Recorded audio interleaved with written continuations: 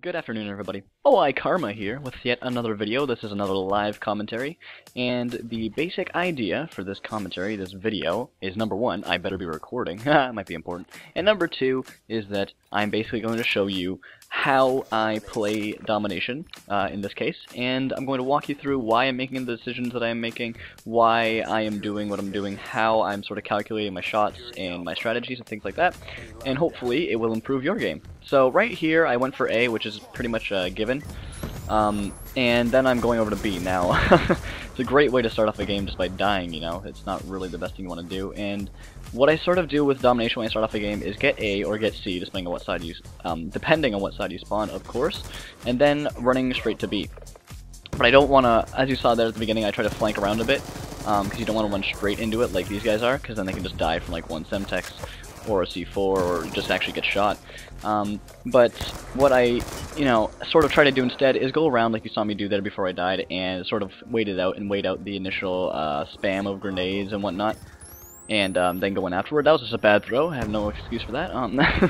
And then go in afterwards and pick up the flag once the enemy team has already begun capturing it. I like to kill them and then take it straight from them. That way I am protected, because I know that they're dead, and then I can capture it a bit more easily. But it seems like they got the push here, and that our team is terrible, which is alright. I mean, I'm gonna let them capture this, and I'm just gonna get it back for them in a little bit. What I am worried about in this situation right here is that I'm worried about this guy up on the window and the guy straight to my right. But it looks like my teammate has that, and I can get this guy if I'm good. It seems like my shot's really off right now. But yeah, how I basically play the game generally, and this goes for every game type for me, is that I spend a lot of attention, and a lot of time, I guess, looking up in the top left. And I look up in the top left for that radar, and I see where my teammates are, and more importantly, where my enemies are. Because it's really going to help me calculate my movement. So pretty much all the time, especially after calling in a UAV, I'm looking up at that radar and I'm seeing, what's going on, what should my next step be. More often than not, wow, good throw actually, that was impressive. More often than not, when you find yourself in a position where you don't really know what to do, like you're thinking, okay, it's a lot of dead time perhaps, or maybe your teammates or your team's just getting, completely guffed up, as it were, by the enemy, you sort of have to ask yourself, what is my next step? Whenever you reach that stage, I take a look at the radar. That's what I do whenever I reach that stage. And it does help out a lot, because even if I don't see any enemies immediately on the radar, I'm going to be able to see where my teammates are, and that's going to give me an indication as to where the enemies are spawning, maybe where they're running to. I don't know how I didn't witness that guy. But what it does do, of course, the issue is that you spend too much time looking at it and you don't spend enough time looking at the screen, and that's what's actually happened to me there. That's why I died just now. But does not matter, because I'm going to make it back. Now I'm shooting at teammates, this is a little bit embarrassing, but see how they're taking A and we have the other two flags? That's how I know that they're going to start spawning over here. And I can almost guarantee you that when I pop up and look to the left, there's going to be an enemy right there. What did I say? Right? Now this is just me and my bad accuracy, of course, and he is a sniper, so I don't want to get into this engagement. And what I can do, though, is let this guy go in first, and then go in immediately after, and take the flanking route. Now, unfortunately, I thought there was only a sniper there. I wasn't paying attention to the kill feed, which is another important part of the game. So that's really basically how you set up an engagement for yourself. Of course, I did a terrible job at doing it because I miscalculated what weapon they had. But you can sort of estimate for yourself as to, okay, what weapon does he have, where is he located, and can I win that fight? Now, unfortunately for me, I am trying to explain all these things as I'm doing it, so it's kind of hindering me, but it's pretty standard thinking that if you do it over and over, sort of these calculations before you get into a gunfight, it is really going to set you up in the future for better gunfights. So, for example, I see where they're spawning right now, and I got shot there, obviously. That's kind of ruins my plan when you die, right? But you sort of have to see where they're spawning and figure out, okay, where can I go from here in order to get all those kills? Because for me, I'm a very kill-based player. I don't really play objective mainly. For me, it's more so, okay, how do I get the kills, and then I'll worry about the objective. I like to clear my battlefield before I go in and fight. This guy is a freaking ninja this whole game, apparently. I think he's killed me about 3 times now. How many kills does he have, actually? He has 14 kills, yeah, so he's going on a tear. I don't feel as bad now that I know he's killed a bunch of other people. But I do feel bad, because look at this! This is ridiculous. I never go negative, really, in a game. The last time I've gone negative, well, obviously I've gone negative before, but I usually don't, but this guy's a little piece of shit. Look at this. I'm gonna have to, like, put my whole commentary on hold. I'm not even gonna tell you guys anything useful. What I can tell you that's useful, though, is hunting down an enemy. The best thing you can do when hunting an enemy is think like they would think, you know. Where would I go after I kill the enemy in, you know, said spot of the map? Where is the best place for me to go? And then sort of, you can use that to your advantage and say, okay, I'm gonna go there, I'm gonna check it out. So right here, I know they're probably gonna make a push for B, because they always do that towards the end for some reason, I don't know why. Is that an enemy? God, I thought it was a freaking teammate for some reason. Yeah, I'm just gonna go for the last kill here, I'm not gonna get it. Yes, I will, there we go. And yeah, so I'm pulling out positive. Hopefully I'm going to be able to get enough kills to get myself back up to a KD of 2, because that's usually what I go for in every game. My KD in this game right now is about 1.6, I believe. Not the best, but when you use certain strategies and tactics in order to get enough kills, the deaths really don't matter. If you get 90 kills, you're allowed to get, you know, whatever it is, 45 deaths, and still plot that KD of 2. Now this side's tricky, I want to explain this right now. In Hijacked, when you spawn C-side, there's not really a great place to run. What I like to do is run straight through the middle here, and get right behind this cover, and wait out the initial onslaught, and maybe even throw an EMP and stuff or a stun. Which kind of hindered me there, but oh well. Now, see, this is why I don't really like this spot, because they immediately shoot you, but it's all I got. So, I like to just fight it from the side. Again, the flanking routes, I thought my teammates would have that covered, but apparently not.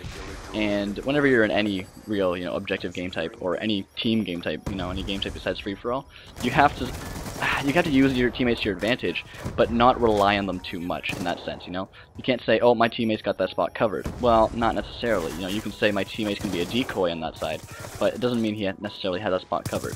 Now, how did this guy have an angle on me, is what I want to know. Well, he didn't, but yeah, you can grab hitboxes in this game like it's no tomorrow. But anyways, so we're at a stage in the game right now where they're pushing into our spawn, and they're keeping that flag neutral. The only advantage we have right now is that they have not actually captured that flag, and that we still have a chance of getting it. Now I see the enemy on my left, but I also see the enemy on the flag, but I wanted to go for the one on the flag, but managed to get shock charge at the perfect moment, so that's my own, I don't know, my own mistake, I suppose, but I wasn't expecting the shock charge at all.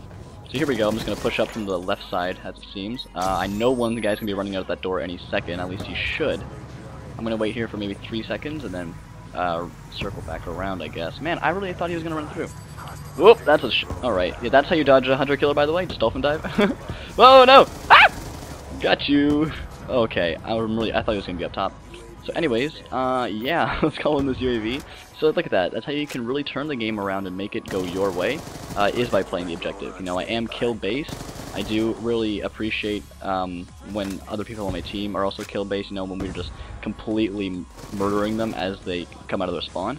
But sometimes you do have to play that objective more so than just kills, because it's really going to turn the tides for you. It's going to make you have that advantage, give you the advantage to win that game. So, wow, you just got turned on.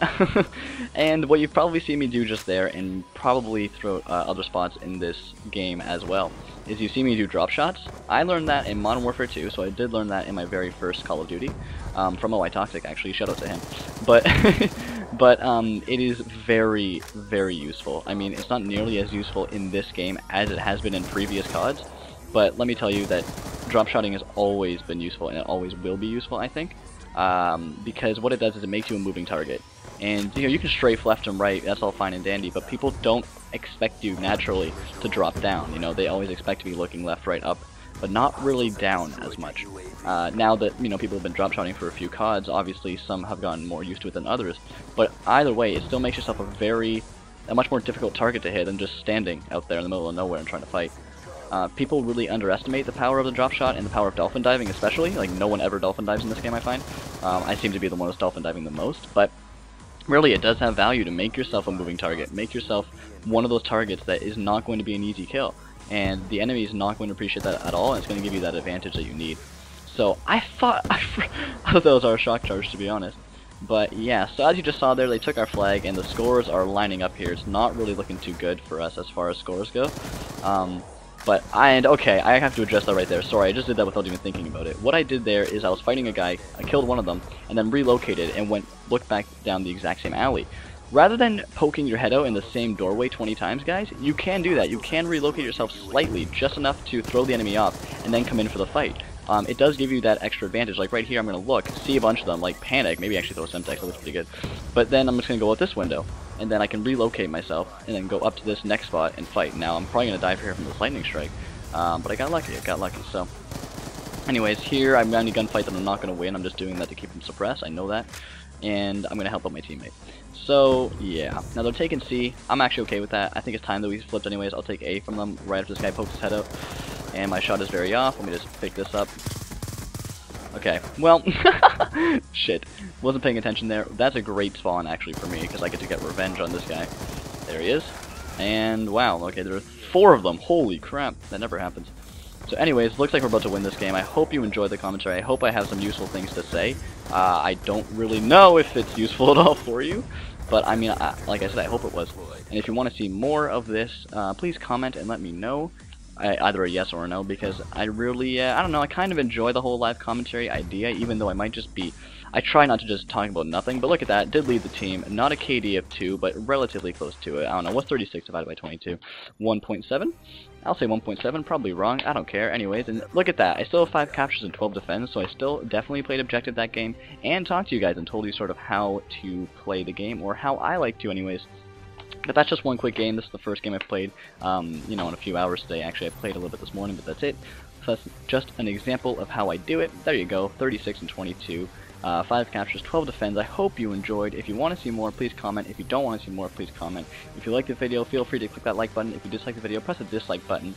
Thank you for watching once again. My name is OiKarma. Stay classy.